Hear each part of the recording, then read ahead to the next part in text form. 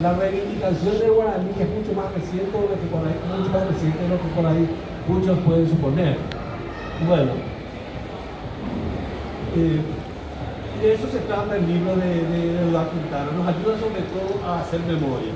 Y más de uno seguramente se va a preguntar cómo vamos a estar hablando de la censura después de 30 años de caída la dictadura, del fin del autoritarismo. Lo que pasa es que se fue la dictadura, pero nos dejó el miedo a la libertad. Porque en definitiva, la censura no es otra cosa que el miedo a la libertad. Y no solamente es la censura por parte de las autoridades. Muchas veces la censura también tiene que ver con la autocensura. Y eso sigue revoloteando hasta hoy en las redacciones. Muchas veces ni siquiera hace falta que venga un jefe a ordenar qué puedes publicar y qué no puedes publicar. No bastaba que el propio periodista interpretara que puede gustarle al dueño del medio o que puede no gustarle, y eso bastaba para no publicar. Y no es solamente también el temor a la censura, también es el temor a perder un puesto de trabajo. Eso también sigue ocurriendo. Yo creo que incluso a Eduardo le pasó algo de eso, que se tuvo que dejar un medio. No conozco los pormenores, pero tengo entendido que es así. Estoy hablando de puro chismoso de esto ahora. Bueno, ¿qué más? Eduardo tiene además algo que a mí me llamó la atención. El rigor de recurrir a varias fuentes. No es que a él se le ocurre y dice, bueno, esto poco y esto, le recurre a varias fuentes.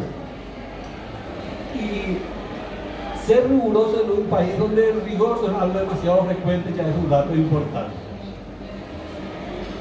Pero además, Eduardo menciona cada una de sus fuentes. Algo que tampoco es demasiado frecuente. Él menciona toda su fuente con puntillosa rigurosidad y generosidad, digamos. Porque acá de repente la perrada se toma una frase que veo en algún lado y la toma como suya. Pero no es tanto la perrada. Nosotros tenemos, por ejemplo, una jueza y un ministro de justicia que se hicieron doctores con tesis doctorales usurpadas. Hasta que alguien descubrió la avivada y el doctorado se fue a rebote. Bueno, ¿qué más? Por otro lado, los que conocen a Eduardo Quintana saben que él es un transgresor que cuestiona todo. Y que a mí eso me gusta mucho, porque las verdades absolutas y la fe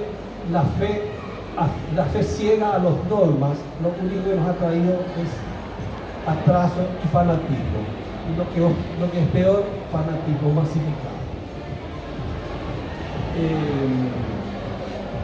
Los que hicieron las grandes revoluciones del mundo, los que hacen las grandes revoluciones en el mundo son los que ponen en duda todo, no los que siguen con fe ciega a los dogmas. Entonces, de eso Eduardo sabe en un rato largo, porque es un agresor constante, sobre todo de una obsesión con las religiones, algo en lo que coincidimos. Pero bueno, no quiero aburrirles. Lo que quiero decirles es que compren el libro de Eduardo y léanlo.